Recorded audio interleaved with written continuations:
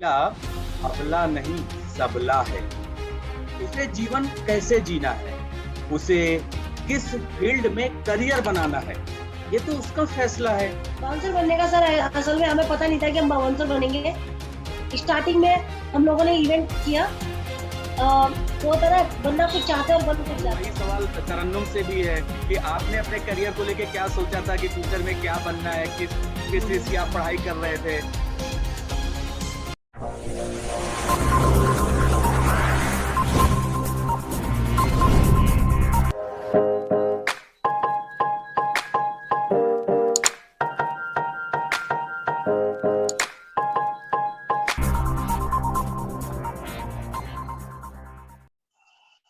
महिला अबला नहीं सबला है। उसे जीवन कैसे जीना है, उसे किस फील्ड में करियर बनाना है, ये तो उसका फैसला है। महिलाओं को अगर दोगे मान और सम्मान, तभी तो सच्चे अर्थों में ये देश बनेगा महान।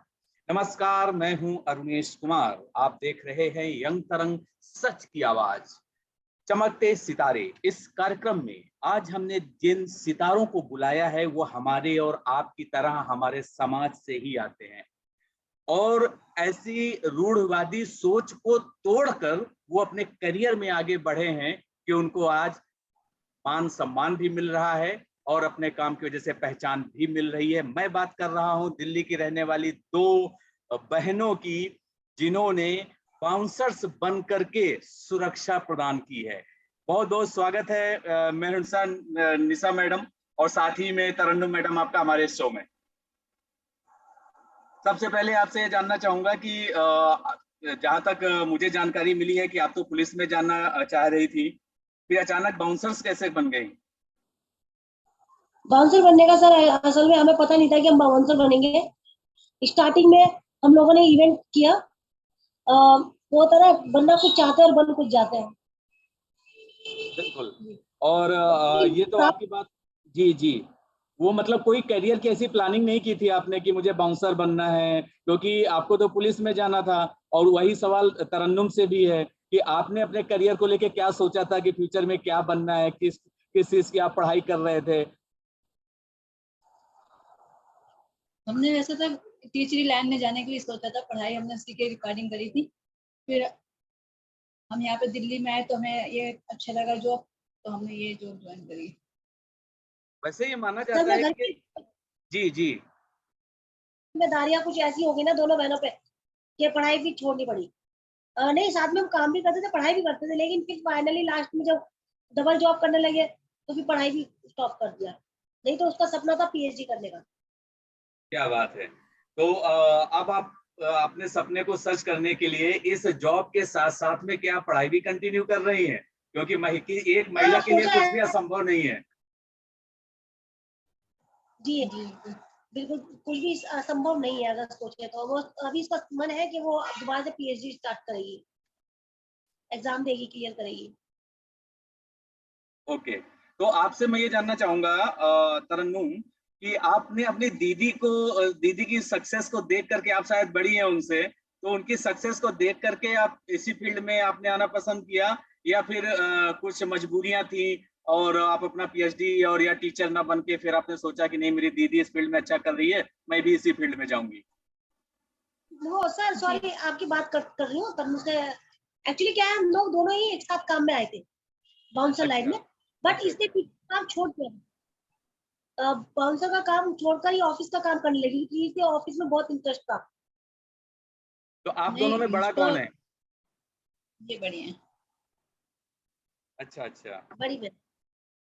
जी तरन्नुम, आप कुछ कह रही थी? उसको प्राउड फील होता है कि मेरी बहन का नाम हुआ है, उन्होंने तरक्की की है, इन्होंने मेहनत करी है, स्ट्रगल काफी किया है, दिन डे नाइट किया है इन्होंने। हम दोनों आए थे इस फील्ड में एक साथ ही, बट फिर मैंने ऑफिस लाइन ज्वाइन कर ली थी, जिस वजह से मैंने क्लब लाइन छोड़ दी थी। ये बाउंसरी की पर मैं करती थी, बहन के साथ जाती थी, जहाँ पे भी लेके जाती थी मैं करती थी। ऐसे नहीं मैंने छोड़ी है, पर पार्ट टाइम करती थी मैं, परमानेंट नहीं करी, पर इन्होंने कंटिन्यू रखा वर्क ये। अच्छा अच्छा। तो आप लोग सहारनपुर के रहने वाले हैं, यूपी में जो सहारनपुर जिला पड़ता है, और लगभग 10-12 साल से आप लोग इसी फील्ड में हैं। बाउंसर बनकर आप हाँ। अपना। जी, तो सहारनपुर से ये दिल्ली तक आने का सफर आपका कैसा रहा, इसके बारे में मेहंसा मैडम आप कुछ बताना चाहेंगी? हाँ सर, जब हम आए थे सन 2003 में, हम लोग 10th क्लास में थे और हमें मालूम ही नहीं था कि बाउंसर शब्द सुना नहीं था, क्योंकि एक अनजाना शब्द था हमारे लिए। तो हम लोगों ने पढ़ाई भी की, साथ में हमने जॉब भी की। अच्छा, तो ये माना जाता है कि ये जो फील्ड है ना, पब और क्लब में बाउंसर्स को रखना है, और मुझे पता है दिल्ली में एक ऐसा गांव है, एक ऐसी जगह है फतेहपुर बेरी असोला, जिसको बाउंसर्स का गांव कहा जाता है, क्योंकि वहां से ज्यादातर जो है, जो युवा हैं, लड़के हैं, वो बॉडी बिल्डर हैं और अच्छा वो खाने पीने पे ध्यान रखते हैं, और नोएडा, गुड़गांव, दिल्ली के बहुत से पब और क्लब में वो अपनी सेवाएं देते हैं। तो कहने का मतलब मेरा ये है कि इस फील्ड में ज्यादातर पुरुष बाउंसर्स का ही दबदबा रहता है। ऐसे में आप एक महिला होकर बाउंसर बनी, तो आपको क्या चैलेंजेस का सामना करना पड़ा, या जो आपके साथी पुरुष बाउंसर्स थे उनकी तरफ से आपको कैसा फीडबैक मिलता था? उस टाइम तो लेडी बाउंसर नहीं होती थी, सबको सिक्योरिटी गार्ड बोला जाता था। जी। कोई भी कंपनी है अपने यहाँ लड़कियों को सिक्योरिटी गार्ड ही बोलते थे। लेकिन और जेंट्स बाउंसर भी अच्छा मतलब बिहेव नहीं करते थे लड़की के साथ में। उनका मानना था कि लड़कियों के बाउंसर होने का क्या फायदा है, ना उनके अंदर ताकत होती है, ना वो मुकाबला कर सकती है। तो बाउंसर तो मतलब बाउंसर एक बहुत पावरफुल लड़का होता है, लड़की तो ना बाउंसर कहलाएगी। तो हम लोग इसी बात के लिए हमारी उनसे हमेशा बहस रहती थी कि लड़की और लड़के में कोई फर्क नहीं है, जब तुम बाउंसर हो तो हम लेडी बाउंसर है। तो हमेशा बहुत ज्यादा मतलब प्रॉब्लम क्रिएट कर देते थे वो लोग हम लोगों के लिए। अक्सर करके कुछ लोगों से बहस हो जाती थी, क्योंकि सीएम हमारी यूनिफॉर्म है, सीएम हम काम कर रहे हैं, तो हम लेडी बाउंसर क्यों नहीं है, सिक्योरिटी ऑफिसर हो गए, बाउंसर हो गए। और बाद में सब हम लड़कियों को भी हमने समझाया कि लेडी बाउंसर आप अपने आप को गार्ड क्यों कहलवाती है, क्योंकि लड़कियां कहती थी हमें तो पैसों से मतलब है, हम यहाँ काम करने हैं, बहस करने नहीं आए, हमें गार्ड बोले कुछ भी बोले, हमें काम से मतलब है। लेकिन जब धीरे धीरे समझाया, अब लड़कियों को समझ आने लगा कि वाकई में बाउंसर में और गार्ड में क्या अंतर है, क्योंकि रिस्पेक्ट की जाती थी बाउंसर की। बिल्कुल। और आज देखेंगे फिर भी हजारों की तादाद में बाउंसर है। बिल्कुल है, और मैं तो कहूंगा कि बाउंसर ही क्यों, ऐसे जितने भी कार्य है ना जिसके बारे में माना जाता है कि ये सिर्फ पुरुष कर सकते हैं, महिलाएं नहीं कर सकती, उन सब कार्यों में महिलाएं भी आगे आ रही हैं। तो अब जी मेरा सवाल इसमें आगे ये था कि आपने एक रूढ़िवादी जो सोच होती है उसमें बदलाव लाए, आप लोगों ने उदाहरण सेट किया, एग्जाम्पल सेट किया हमारे समाज के लिए। लेकिन बाउंसर की जॉब इतनी आसान होती नहीं है, चाहे वो पुरुष करे या महिला करे, महिलाओं के लिए ज्यादा चुनौतीपूर्ण होती है। तो अब मुझे आप ये बताइए कि एक बाउंसर के तौर पर आपको कितने घंटे की शिफ्ट करनी पड़ती है, क्या क्या चैलेंजेस आते हैं, सैलरी वगैरह टाइम से मिलती है, या वहां पर भी पब और क्लब के जो ओनर्स होते हैं उनकी तरफ से कोई हैरेसमेंट टाइप की चीजें भी होती हैं? तो एक करियर के रूप में आपसे प्रेरणा लेकर जो लड़कियां इस फील्ड में आना चाहती होंगी, इसलिए मैंने ये सवाल पूछा कि एक बाउंसर क्या रोल और रिस्पॉन्सिबिलिटीज क्या क्या होती हैं, करियर का कितना स्कोप है? सर, पहले तो ड्यूटी बहुत लंबी हो जाती थी। सुबह मॉर्निंग की 5 बजे के जगह रात के 2 बज जाते थे, काफी लंबी ड्यूटी होती थी। और पहले सैलरी भी मतलब हम लोगों को टाइम पे नहीं मिलती थी। पहले सैलरी का होता था, और या इवेंट वगैरह, पहले इवेंट होते थे तो हमें पर डे के हिसाब से मिलता था पैसा। तो 3 3 4 4 महीने बाद हमें पैसा मिलता था इवेंट का। सिक्योरिटी कंपनी बहुत लेट पैसा देती थी। फिर धीरे धीरे करके रेगुलर परमानेंट जॉब जब से स्टार्ट की, तो रेस्टोरेंट या क्लब वाले बंदे ठीक टाइम पे सैलरी देते हैं, और बिहेवियर भी सही होता। बस ये था स्टार्टिंग में बिहेवियर ये रहता था कि लड़कों को जो रिस्पेक्ट मिलती थी वो लेडी बाउंसर को नहीं मिलती थी। उनके खाने में भी फर्क किया जाता था, उनके साथ ट्रीट भी अच्छा नहीं करते थे वो लोग। अब बहुत बदलाव आ चुका है, इसके जी। लिए तो बहुत आवाज उठाई है। जब लड़कों को सब कुछ हमारे लिए क्यों नहीं है, अगर लड़की थोड़ी देर लेट हो जाए तो उसे चिल्लाते थे, और लड़के 2 2 ढाई 1.5 घंटे, 1 1 घंटा लेट आ जाते, कोई प्रॉब्लम नहीं है। लड़की 15 20 मिनट लेट आए तो उसे चिल्लाना शुरू, और वही सिक्योरिटी गार्ड की तरह ट्रीट करते थे। आज देखें तो सबको बराबर का दर्जा दिया जाता है। जी, तरन्नुम आप बताइए हमें कि कहते हैं कि अगर आपको बाउंसर बनना है तो आपके खान पान पर बहुत अच्छा आपको ध्यान देना होता है, एक्सरसाइज व्यायाम पे बहुत ध्यान देना होता है, बॉडी बिल्डर बनना होता है, तभी आप बाउंसर बन पाएंगे। तो इस बात में कितनी सच्चाई है, और आपके जो खाने पीने की तरीका है और जो एक्सरसाइज है, जिम है, वो सब आप कैसे करती हैं या क्या टाइम निकाल पाती हैं, इसके बारे में कुछ बताइए। देखिए वो एक्सरसाइज तो मैं कम नहीं करती, बहन ज्यादा करती हैं। पहले करती थी बट छोड़ दिया मैंने जब से मैंने ऑफिस लाइन ज्वाइन करी। पर हेल्थ का इसलिए इंसान स्ट्रॉन्ग होना चाहिए, हौसला होना चाहिए। अगर इंसान तकड़ा नहीं है, हेल्थी नहीं है, वो दूसरे का उसमें इतनी काबिलियत होती है कि वो सेकंड पर्सन को हैंडल कर सके। तो इसलिए मोटा होना या हेल्थी होना जरूरी नहीं है फिटनेस के लिए, उसके अंदर ताकत होनी चाहिए। मैं इतनी अच्छा, हेल्थी नहीं, फिर भी मैं करती हूँ। मैं तो करती हूँ ना ड्यूटी बाउंसर की, और काफी सालों से करती आ रही हूँ। कभी भी नहीं मेरे पास तो कभी भी शिकायत का मौका नहीं दिया मैंने ऑनर को कि मैं किसी लड़की, कोई लड़की ड्रिंक करके बेहोश हो गई, मैंने उसको हैंडल नहीं करा हो या उसका सपोर्ट नहीं किया हो या उसका साथ नहीं दिया हो। कभी ओनर ने शिकायत नहीं दी मुझको, जबकि मैं वहाँ पे क्लब में पतली सी थी, मुझमें हिम्मत थी। एक्चुअली क्या होता है लड़की सर, में काबिलियत होनी चाहिए, पता है जॉब क्या, करने की गट्स होनी चाहिए, वो कर सके। क्यों अगर वो ठान लेके मुझे काम करना है तो वो कर सकती है।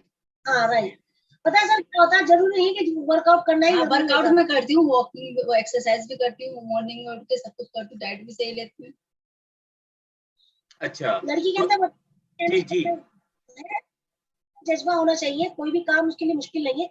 और बाउंसर के लिए जरूरी नहीं हैवी या हेल्दी बहुत ज्यादा हो, उसके अंदर इतना इतना जज्बा हो कि वो लड़की अपने काम को अच्छे तरीके से कर पाए, काबिलियत हो उसके अंदर। बिल्कुल। तो आपने आपने जिस काम के बारे में जिक्र किया, तो एक नॉर्मल जो थिंकिंग है हमारे समाज के लोगों की, कि लड़कियां, बड़े घरों की लड़कियां अक्सर पब और क्लब में जाती हैं, और उसमें उनकी ऑलरेडी एक तो पैसे की जो गर्मी होती है, रईसी कह लो, अमीरी कह लो, और इसके बाद उनको ड्रिंक भी जरूरत से ज्यादा कर लेना है, अपने होश हवास खो देना है, और फिर वहां सीन क्रिएट करना है। अब उस सीन को क्रिएट ना हो सके, उसके लिए आप जैसे लोग रखे जाते हैं कि भाई जाइए, संभालिए इनको, देखिए।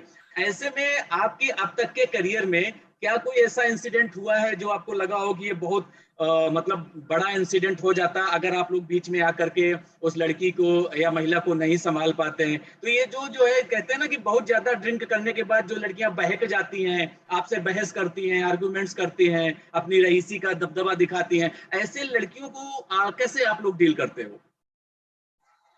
ऐसी लड़कियां अक्सर करके जब ये होता है ना, उन पीने के बाद में वो लड़कियां अपने आप को मतलब ये समझते हैं कि हमारे लिए कोई है ही नहीं, अपने बिल्कुल। कपड़े तक पूरे तो है, बहुत ज्यादा बदतमीजी करते हैं, उतर आती है।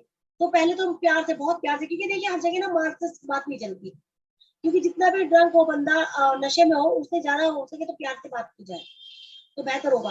क्योंकि हम अगर तेजी में बात करेंगे तो वो अपने होश में है नहीं। हालांकि ऐसा नहीं कि हम डरते हैं, लेकिन अथॉरिटी ना पुलिस वालों को भी नहीं होती है मारने की। तो हम बाउंसर है, तो हमें इस चीज का बहुत बारीकी से ध्यान देना होगा कि हमें हाथ नहीं उठाना है। जितना हो सके प्यार से और आराम से सॉर्ट आउट किया जाए मामले को, तो ज्यादा बेहतर रहता है।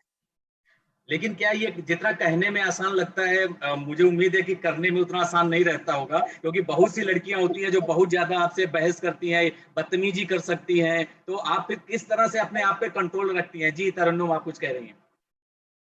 बहस करती हैं बट उस टाइम हमें उनको हैंडल करना पड़ता है। काफी टाइम लड़के ऐसे आते हैं कि वो झगड़े पे इतने तौल के आ जाती हैं। जैसे साउथ वो नेपाल होती ना, नेपाल की होती, वो ज्यादा ड्रिंक कर लेती तो वो अपने आगे किसी को नहीं कुछ समझती, तो उनको हैंडल करने में। नेपाल की भी होती है, और ये जो होती है ना मणिपुर की जो लड़कियां होती हैं जो पीने के बाद बहुत ज्यादा बहक जाती है, तो वो अपने आगे किसी को, उनको लगता है कि हमारी इंसल्ट हो गई है या थोड़ा सा और नीचे दिखाई दे रही है, तो वो हाथ उठाने लगती है।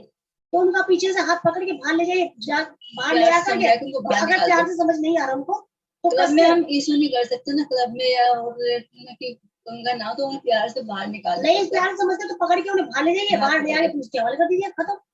हाथ नहीं उठा सकते हाथ किसी पे। उठाने की अच्छा। अथॉरिटी नहीं है बाउंसर की। हाँ बिल्कुल। लेकिन बाउंसर को ये भी आपको तो देखना पड़ता होगा कि कई बार लड़के लड़कियां आए, बहुत ड्रिंक कर लिया, डांस कर रहे हैं, फिर किसी बात पे उनकी आपस में बहस हो गई, और वो लोग हाँ, आपस में बहुत हाँ, तेजी से लड़ रहे हैं, झगड़ा कर रहे हैं, हिंसा फैला रहे हैं। ऐसे में फिर आप लोग किस तरह से बीच बचाव जाके करते हो? उसके लिए हमें क्या करना होगा, पहले हमें एक के अगेंस्ट करना था, एक के नहीं, दोनों पार्टी का हमें सुनना होगा, जिसके भी हमें लगता है इसमें इसमें इसका गलत है और इसमें इसकी गलती है, उस बंदे को ले आके बाहर फेंक देना, लड़का हो या लड़की। तो कई बार ऐसा नहीं होता कि आपको जो क्लब का मालिक है या पब का जो ओनर है, उसकी तरफ से इंस्ट्रक्शन हो कि नहीं, ये उनका पर्सनल मैटर है, वो लोग क्लब में कुछ भी कर सकते हैं, या बदतमीजी करें, लड़ाई करें, या कुछ जरूरत से ज्यादा मतलब क्लोज हो जाएं, कुछ भी करें, तो फिर आप लोगों को क्या इंस्ट्रक्शन रहते हैं? उसमें क्या होता है ना, मालिक कभी ये नहीं चाहेगा कि मेरे क्लब में बदतमीजी हो, कोई लड़ाई झगड़ा कर रहा हो, तो वो खुद ही हम लोगों को बोलेंगे। पहले हमारा फर्ज बनता है, बाउंसर का फर्ज बनता है, पहले मैनेजर को बताए, जीएम को बताए, फिर ऑनर को बताए। अगर उन्होंने बोल दिया कि मैं सॉर्ट आउट करता हूँ, तो हमें साइड खड़े होकर देखना है, तो वो मालिक के ऊपर या हमारे बॉस के ऊपर या मामला। तो जैसे सिचुएशन होगी। जी जी, सॉरी, क्या बोला? जी आप अपनी बात पूरी रखिए। तो हमें उस बात को, हमें उस चीज को सॉर्ट आउट करना है, वहाँ खड़े रहना है। अगर वो हमारे क्लब के मालिक के ऊपर हाथ उठाती है, तो लड़की या लड़का, या जीएम मैनेजर पे हाथ उठाती है, तो हमें उठा के उसको पीछे से बाहर बांधने और ले आने, बाहर फेंक देना, अच्छी पकड़ मजबूत करके बाहर ले आना, पुलिस के हवाले कर देना। जी, अच्छा, आपके बारे में जब मैं थोड़ा सा पढ़ रहा था तो मुझे ये पता चला कि आपने जो है बॉलीवुड की जो सेलिब्रिटीज हैं, हीरोइंस हैं, चाहे वो प्रीति जिंटा हो, विद्या बालन हो, या फिर प्रियंका चोपड़ा हो, इनकी सिक्योरिटी सिस्टम में भी आपने काम किया है। तो वो कब काम किया है, कैसे वहां पे ज्वाइन किया, और क्या क्या वहां पर किस तरह का सिस्टम होता है? क्योंकि आप जब किसी सेलिब्रिटी की सिक्योरिटी टीम में होते हो तो आपकी बहुत बड़ी रोल आपका होता है, रिस्पॉन्सिबिलिटीज होती है, क्योंकि सेलिब्रिटी बाहर जाते ही उसको बहुत से फैंस घेर लेते हैं। तो वहां से जुड़ा आप अपना अनुभव शेयर कीजिए। प्रियंका चोपड़ा की एक मैरी कॉम पिक्चर आई थी, जी आपको याद होगा। बिल्कुल, मुझे उसमें याद भी है, मैंने मैंने काम देखी भी है फिल्म, बहुत अच्छी फिल्म है वो। जी किया, तो उनका प्रमोशन था, तो मैंने ड्यूटी की थी साथ में। और विद्या बालन की एक मूवी आई थी, नाम तो मुझे याद नहीं, काफी टाइम हो गया।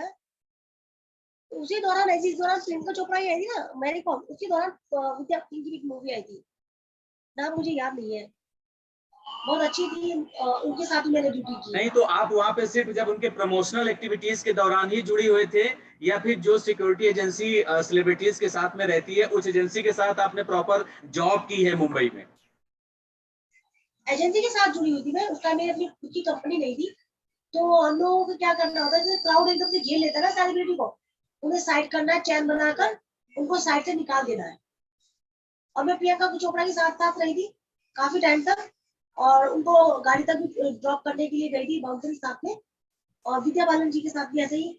और प्रीति जिंटा की जब अभी मूवी आई थी, तो उनका था, वो था मूवी का ही प्रमोशन था, तो उसके साथ उसमें मैंने ड्यूटी की थी, उनके साथ ज्यादा ड्यूटी नहीं की है मैंने। तो ये जितने भी सेलिब्रिटीज के नाम आपने बताए, तो इनके साथ क्या आपका कभी पर्सनल इंटरेक्शन हुआ, कभी ऑटोग्राफ या सेल्फी ऐसा कुछ हुआ हो, या फिर वो आप लोगों को मतलब, क्योंकि उनको तो इंस्पायर होना चाहिए ना कि देखिए हमारी सिक्योरिटी में इतनी महिलाएं लगी हुई हैं, कितना अच्छा काम है। तो क्या कभी बात हुई, कोई मोटिवेशनल बातें उन्होंने आपसे की हो? मैंने ज्यादातर तो और किसी से बात नहीं की है। विद्या बालन जी ने मेरे से बात की थी, मेरे पास उस टाइम फोन नहीं होता था, तो मैंने उनसे बोला, उन्होंने बोला, मैंने ऑटोग्राफ के लिए बोला कि मैम आपका ऑटोग्राफ मिलेगा। बोला सब तो मेरे साथ फोटो ले रहे हैं, आप सिर्फ फोटोग्राफ से काम चलाओगे? मैं बोला मैम मेरे पास तो फोन है ही नहीं। तो बोला आप अभी तक फोन नहीं रखते? मैं बोला नहीं, मैं फोन नहीं रखती। तो कहा, अब जीएम को बुलाया, जीएम सर से बोला कि इस लड़की का ना एक फोटो लेना, फेसबुक पे हुआ। मैंने कहा हाँ मैं फेसबुक पे हूँ। बोला इसकी फेसबुक पे डाउन वो भेज देना, क्या बात शेयर है। कर देना इसकी। तो उस टाइम उन्होंने मेरे पास अपनी फोटोग्राफ भेजी और पूछा कब से काम कर रही है। मैंने बोला मुझे तो हो गए 7-8 साल हो गए इस लाइन में। तो फिर प्राउड फील किया उन्हें, और बहुत अच्छे से ट्रीट किया। अच्छा, तो अब हम घूमकर फिर उसी सवाल पे पहुंचते हैं जहां हमने रूढ़िवादी सोच की बात की थी। मुझे पता चला कि जब आप पुलिस में जाना चाहती थी, पुलिस में भर्ती होना चाहती थी, तो आपके घर से, आपके परिवार से, और या यूं कह लें कि रिश्ते नातेदारों से उतना सपोर्ट नहीं मिला आपको। और आज की तारीख में जब आप बाउंसर बन गई हैं, आपकी एक पहचान बन गई है, तो फिर आपके परिवार वालों की तरफ से, आपके पिता की तरफ से, या रिश्ते नातेदारों की तरफ से, पड़ोसियों की तरफ से किस तरह का फीडबैक मिलता है? सब बहुत रिस्पेक्ट करते हैं और प्राउड फील करते हैं हम दोनों बहनों पे। अब सबका यही मानना है कि लड़कियों को पढ़ाना चाहिए, उनकी जितना भी मतलब ख्वाहिशें उनको पूरा करना चाहिए, क्योंकि लड़की कभी गलत नहीं सोचती है। अक्सर करके कुछ ऐसे हो जाते हैं हालात जिसकी वजह से बच्चों के सपने पूरे नहीं हो पाते। तो हम लोगों को अपने बच्चों का सपनों को पूरा करना चाहिए, उनके साथ देना चाहिए, क्योंकि एक पेरेंट्स ही है जो अपने बच्चों का साथ दे सकता है, तभी वो आगे बढ़ सकते हैं। जी, अब आखिर में आपसे ये जानना चाहेंगे कि आपकी जो है, आप दोनों बहनें अभी भी बाउंसर ही हो, या फिर आगे चल के कुछ सोचा है कि कुछ समय तक काम करेंगे, इसके बाद फिर हम किसी और फील्ड में अपना करियर बनाएंगे? तो आपका फ्यूचर में, फ्यूचर को लेके आपकी प्लानिंग्स क्या है, इसके बारे में कुछ बताइए। हम लोगों ने अपनी एक कंपनी खोली, Mardaani bouncer dolphin security service private limited. अभी हमारा सपना है दोनों का, दोनों मिलके काम करें। अपनी इस कंपनी को आगे बढ़ाए और जितनी भी बेरोजगार लड़कियां हैं लड़के हैं उनको रोजगार दें। बहुत और अच्छा। उनसे कभी भी किसी को जरूरत हो जॉब की तो वो सब मुझसे कांटेक्ट करें और हम उनको ट्रेनिंग भी देंगे मार्शल आर्ट की, एमएमए की और सिक्योरिटी, सब हम उनको ट्रेनिंग देंगे और अपने साथ पूरे job ड्यूटी पे बिल्कुल बताएंगे, सब कुछ सपोर्ट करेंगे। क्या बात है, यानी अब आप केवल जॉब सीकर्स नहीं बल्कि जॉब क्रिएटर्स बन गई हैं। मतलब इसका ये हुआ कि हम नौकरी आप जो है देने वाली बन गई हैं। ये बहुत ही अच्छी आपकी जो है पहल है, मैं इसका बहुत जो है रिस्पेक्ट करता हूँ, प्राउड फील करता हूँ कि अब कम से कम जो लड़कियां बाउंसर बनना चाहती हैं या बेरोजगार हैं, उतनी पढ़ी लिखी नहीं है, वो आपकी कंपनी से जुड़ करके आप उनको ट्रेनिंग भी देंगे, उनको जॉब भी देंगे। तो मुझे लगता है कि ये बहुत बड़ा परोपकार भी हुआ, प्लस आप उनके करियर में आप मदद कर रही हैं। तो तरन्नुम आप ये बताइए कि एक अच्छा बाउंसर बनने के लिए कोई आपकी कंपनी ज्वाइन करना चाहती है लड़की, तो उसके अंदर क्या क्या क्वालिटीज आप देखेंगी, किस बेसिस पर आप उसको अपनी कंपनी में जॉब देंगी? उसमें जज्बा होनी चाहिए, काम करने की काबिलियत होनी चाहिए, वो अपने पेरेंट्स के लिए कुछ करने के लिए लगन होनी चाहिए कि वो अपने पेरेंट्स के लिए कुछ करे, अपने आगे अपने फ्यूचर को ब्राइट करने के लिए उसके अंदर इतने होने चाहिए काबिलियत की वो दिखे कि मैं कुछ कर सकती हूँ दुनिया में रह। जी, बहुत अच्छा, अच्छी बातें हैं ये सारी क्वालिटीज। जो भी हमारा वीडियो देख रहे हैं और अगर उनमें से कोई भी इंटरेस्टेड हो तो यहाँ पर आपका महिला पुरुष का कुछ हिसाब रहेगा कि आप सिर्फ लड़कियों को ही चांस देंगे या जो पुरुष होंगे बाउंसर बनना चाहते हैं उनको भी ट्रेनिंग देंगे, उनको भी जॉब देंगे? मेहरुनिसा मैम। जी जी, लड़कों लड़के और लड़की दोनों के लिए है मेरे यहाँ, gents lady bouncer security guard, gents और लेडीज सिक्योरिटी गार्ड के लिए भी रिक्वायरमेंट है। ऐसा नहीं है कि लड़कियों के लिए है, हम लड़कों के लिए भी रख रहे हैं। हमारे यहाँ बाउंसर हमें तो चाहिए ना, जेंट्स और लेडीज दोनों बाउंसर की रिक्वायरमेंट होगी। बिल्कुल, यानी कोई जो है भेदभाव नहीं है कि हम दिल्ली की पहली महिला बाउंसर कहलाती हैं तो हम सिर्फ महिलाओं के बारे में ही सोचेंगे, पुरुषों के बारे में नहीं सोचेंगे, क्योंकि महिला पुरुष एक ही सिक्के के दो पहलू हैं। दोनों एक दूसरे के सहयोगी हैं, साथी हैं, विरोधी नहीं हैं। ये एक बहुत बड़ी बात है। अब आपसे ये जानना चाहूंगा, एक बड़ा गंभीर सवाल मेरे मन में आ रहा है और मुझे लगता है कि आप इस फील्ड में हैं तो आपको इसकी जानकारी भी होगी। हाल ही में नोएडा के एक पब में या क्लब है जो भी है, वहां पर एक बाउंसर ने इतनी ज्यादा बिहार के एक व्यक्ति की पिटाई कर दी कि उसकी ऑन द स्पॉट मौत हो गई। बहुत ही दुखद घटना है। इसके बाद में प्रशासन के द्वारा ये निर्णय लिया गया कि अब नोएडा में जितने भी क्लब हैं या पब हैं वहां पे बाउंसर्स को हटा दिया जाएगा। तो इस घटना पर आपकी क्या प्रतिक्रिया है, इसके बारे में बताइए। देखिए सर, पता गेस्ट जो है वहाँ घूमने के लिए जाते हैं, हम भी कहीं जाएंगे तो हम भी घूमने के लिए जाएंगे। हमें विश्वास होना चाहिए कि हम वहाँ पे सुरक्षित है। अगर हमसे गलती हो भी जाती है तो बाउंसर का फर्ज बनता है, बाउंसर का कर्तव्य है उन्हें प्यार से समझाए। मैंने पहले भी आपसे बोला था, बाउंसर का हक नहीं है किसी का हाथ उठाने का, जेंट्स हो या लेडी बाउंसर। मेरा अभी का नहीं, मैं बहुत पहले से ड्यूटी कर रही हूँ, तो मेरा मानना यह है कि बाउंसर का हाथ उठाने का फर्ज नहीं है उन्हें। Sorry, I am so sorry. नहीं कोई नहीं, आप अपनी बात रखिए। वैसे करती हूँ बाउंसर। देखिए मैंने स्टार्टिंग में ही बोला, बाउंसर का मतलब ये नहीं होता है कि हम किसी पे हाथ उठाएं, क्योंकि वहां पे गेस्ट एंजॉय करने के लिए आते हैं, घूमने के लिए आते हैं। ये नहीं चाहेंगे वो कि वो हमारे साथ में कोई बदतमीजी हो या हमारे से कोई उल्टे आवाज में ऊंची आवाज में बात करे या कुछ भी गलत हो हमारे साथ। तो बाउंसर का मतलब होता है दूसरों को सिक्योर करना, दूसरों को सेफ्टी करना। अगर पीने के बाद बंदा बहक जाता है या बदतमीजी करता है, पहले तो प्यार से समझाइए। अगर वो प्यार से नहीं समझ रहा है तो मैनेजर जीएम को बताइए कि देखिए ये बदतमीजी कर रहे हैं और ये हमारी बात नहीं मान रहा है। ज्यादा, मैं मानती ज्यादा ही बदतमीजी कर दी है तो उनको पकड़ो और बाहर ले जाके फेंक दो। पुलिस को कॉल करो, उनका फर्ज बनता है आके उन्हें अरेस्ट करने का, क्योंकि हमारा काम नहीं है कि हम उन्हें मारे पीटे बदतमीजी करें। लेकिन ऐसा अगर नहीं, आपने इस काफी बार घटना के बारे में सुना होगा तो इस घटना में कोई ड्रिंक वाला मसला नहीं था। मसला सिर्फ ये था कि कुछ पैसे को लेकर के जो भी बिलिंग की गई थी उसको लेके बात की जा रही थी और बाउंसर का उसमें कोई रोल नहीं रहता, क्योंकि आपको पता है कि बिलिंग एक अलग डिपार्टमेंट है, वहां पे जाके पे कीजिए। इसके बाद भी वहां पर इतनी बहस हो गई कि आप उसको, एक बाउंसर ने मार मार के पीट पीट के उसकी जान ले ली। और इस तरह की घटनाएं अक्सर आती हैं। इसका मैं इस जिक्र इसलिए कर रहा हूं क्योंकि ये अभी मुश्किल से 10-15 दिन पुरानी घटना है। इसके बाद जो है उस बाउंसर को पुलिस ने अरेस्ट किया। लेकिन जो शासन ने किया, जो सरकार ने किया, जो प्रशासन ने किया कि सारे उस क्लब का लाइसेंस रद्द कर दिया गया। इसके अलावा बाकी क्लब से भी, मैं नोएडा की बात कर रहा हूं पर्टिकुलर, क्योंकि नोएडा यूपी में है तो यूपी का शासन और प्रशासन अलग है। वहां पर सारे बाउंसर्स को हटा दिया गया। तो मैं ये जानना चाहता हूं कि एक बाउंसर की गलती की वजह से बाकी क्लब में जो बाउंसर अपनी जॉब कर रहे थे उनको हटाना आपको कितना सही लगता है या गलत लगता है? अब आप खुद बाउंसर हैं, इसलिए आप इस सवाल का जवाब दीजिए। मुझे इस बात का गलत लगा, क्योंकि देखिए एक वो कहते हैं तालाब में मछली गलती होती है तभी तो गलत बोला जाता है, लेकिन उनकी गलती नहीं।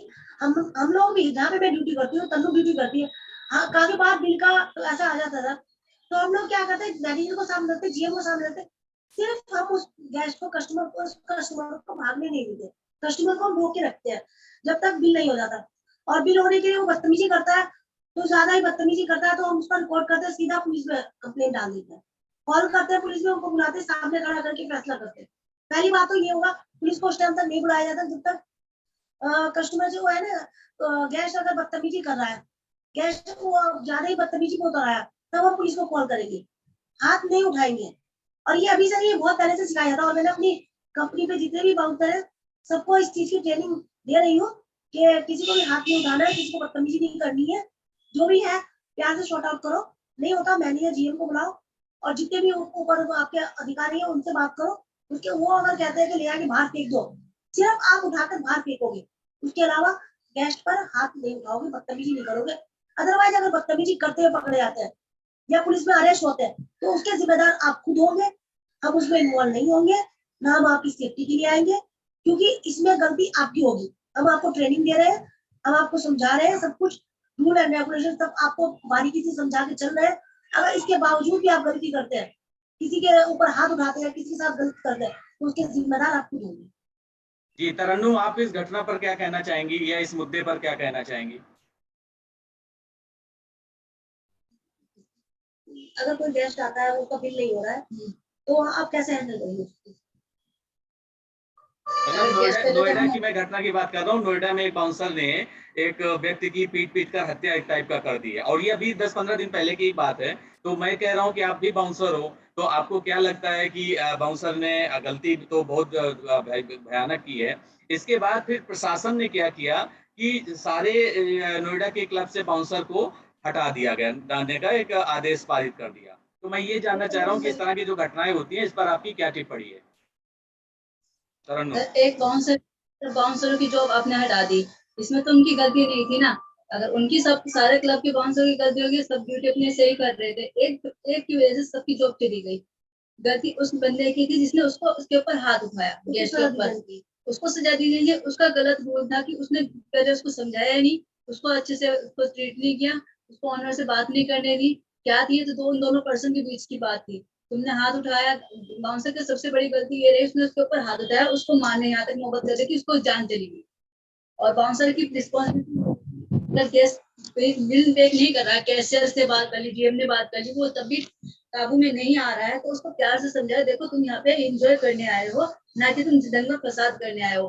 पहले एक बार उसको समझाने की कोशिश करो कि अगर वो तुम्हारे प्यार से दूसरे का एक मतलब एक बाउंसर उसको मतलब गुस्से में धमकाए और एक बाउंसर उसको प्यार से समझाए, देखो यहाँ पे अगर तुम दंगा फसाद करोगे तुम्हारे ऊपर जानकर हो जाएगा, तो वो एक्शन लिया जाएगा, पुलिस केस हो जाएगा, इसलिए आप बिल कर दो। तो वो जरूर करेगा बिल। अगर तुम उसके ऊपर रूड लिया होगा, उस पर मार धाड़ करोगे, तो वो बिल्कुल नहीं करेगा। बहुत से संख्या होते नहीं करना तो नहीं करना मुझे बिल। तो एक बाउंसर को होना चाहिए और एक बाउंसर को नॉर्मल होना चाहिए कि गेस्ट को वो हैंडल कर सके, ना कि उसको जान तक उसकी जान ले जाए। अगर यही रूल इंसान चलेगा तो बिल्कुल कहीं भी जान का खतरा नहीं होगा। बाउंसर को समझना चाहिए कि हमें कैसे गेस्ट को हैंडल करना है। पहले जीएम के सामने खड़ा अगर ऑनर के सामने अगर वो नहीं हैंडल कर पा रहे हैं, तो बाउंसर की रिस्पॉन्सिबिलिटी बनती है उसको प्यार से समझा के कैसे निकालने की, कि ऑनर का भी हो रहा है सेफ्टी और गेस्ट की सेफ्टी रहे। मेरा तो मानना यही है। बिल्कुल सही मानना है आपका। और ऐसे में वास्तव में ये बहुत मुश्किल दौर होता है कि जब सामने वाला आपके साथ मिसबिहेव कर रहा हो, और लेकिन आपको बिल्कुल शांत रहना है, बिल्कुल सही से बात करनी है। अब आखिर में आपसे ये जानना चाहूंगा आप दोनों लोगों से, बहुत ही संक्षेप में 15-15 सेकंड में, 20-20 सेकंड में, जो इतना भी आपके पास टाइम है, कि जो लोग, खासतौर पर लड़कियां इस फील्ड में आना चाहती हैं, बाउंसर बनना चाहती हैं, उनके लिए क्या आप मैसेज देना चाहोगे? पहले आप बताइए, इसके बाद फिर आप जो है तरन्नुम, आप बताइए। मैं जो जितनी भी लड़के और लड़कियां हैं, मैं सबको एक मैसेज देना चाहती हूँ, बाउंसर बनना चाहते हैं, सबसे पहले अपने गुस्से पे कंट्रोल कीजिए। अगर आपको बाउंसर बनना है और आप चाहते हैं कि मैं बाउंसर की ड्यूटी करना चाहता हूँ या चाहती हूँ, तो सबसे पहले अपने मन को शांत रखिए, अपने दिमाग को बिल्कुल एकदम शांत स्वभाव में रखिए। अगर कहीं पे भी किसी को गुस्सा आ रहा है, आपसे बदतमीजी से बात कर रहा है, गेस्ट हो गया, तो आपको उसको गुस्से में जवाब नहीं देना है, बहुत शांत स्वभाव से जवाब देना है। और क्योंकि आप वहाँ ड्यूटी करने जा रहे हैं, आप गुंडागर्दी नहीं करने जा रहे, क्योंकि बाउंसर जो होता है वो गुंडा नहीं होता है। बिल्कुल। बाउंसर सिक्योर करने के लिए गया है, बाउंस करने के लिए, मतलब आप मुझे बाउंस कर सकते हैं, साइड कर सकते हैं, ना कि उस पर हाथ उठा सकते हैं। तो मैं सब मेडिकल लड़कियों को ये मैसेज दूंगी, अगर आप बाउंसर की ड्यूटी करना चाहते हैं और आप बाउंसर की या किसी और की भी जॉब करना चाहते हैं और आपके अंदर गट्स है, मैं कर सकता हूँ, तो अपने लक्ष्य पे ध्यान दीजिए और थोड़ा सा मन को शांत रखिए, लड़ाई झगड़े से दूर रहिए। जी तरन्नुम, आप क्या संदेश देना चाहती हैं? मैं हर लेडीज को ये संदेश देना चाहती हूँ कि अगर उनका मन है बाउंसरी में, उनका काबिलियत है, तो वो इस लाइन में जरूर ज्वाइन करें। और जो बहन ने कहा है ना, वही अपना उससे पेट्रोल की करें और अपने काम में ध्यान दें। जी, बहुत ही अच्छा और बहुत ही पॉजिटिव मैसेज आप दोनों बहनों ने दिया है और मुझे बहुत अच्छा लगा आपसे बात करके हमारे इस शो चमकते सितारे में, क्योंकि ये जो चमकते सितारे कार्यक्रम है, इसका मकसद ही यही है कि समाज में आप जैसे जो लोग अच्छा कार्य कर रहे हैं, उनको सेलिब्रिटी की तरह मानना। सिर्फ बॉलीवुड के लोगों को ही सेलिब्रिटी नहीं कहते हैं, मेरी नज़र में सेलिब्रिटी वे लोग हैं जो समाज में रहकर रूढ़िवादी सोच को बदलकर एक बेहतर से बेहतरीन कार्य कर रहे हैं और आप दोनों बहनें वही कार्य कर रही हैं। बहुत-बहुत शुभकामनाएं आपके भविष्य के लिए और बहुत-बहुत धन्यवाद अपना समय हमें देने के लिए। बहुत बहुत धन्यवाद सर, आपने हमारे लिए इतना समय निकाला, हमें भी बहुत अच्छा लगा दोनों बहनों को आपसे बात करके। तो दर्शकों, आपको हमारा ये वीडियो कैसा लगा? आप अपना फीडबैक कमेंट बॉक्स में ज़रूर दीजिए और फील्ड में उससे रिलेटेड कोई मन में आपके सवाल है, तो आप कमेंट बॉक्स में लिख सकते हैं। और बाउंसर बनने इतना आसान नहीं होता है, आप इन बहनों की कहानी से इस वीडियो को देख के ज़रूर समझ गए होंगे, लेकिन असंभव भी नहीं है। तो अगर आपका जो भी फीडबैक है इन लोगों से, आपका अगर कोई सवाल है तो कमेंट बॉक्स में ज़रूर दीजिए। साथ ही हमारे चैनल को लाइक, शेयर और सब्सक्राइब भी कीजिए और देखते रहिए यंग तरंग सच की आवाज़। अगले सप्ताह फिर होगी मुलाकात एक नई चमकते सितारे के साथ। तब तक दीजिए इजाज़त। नमस्कार।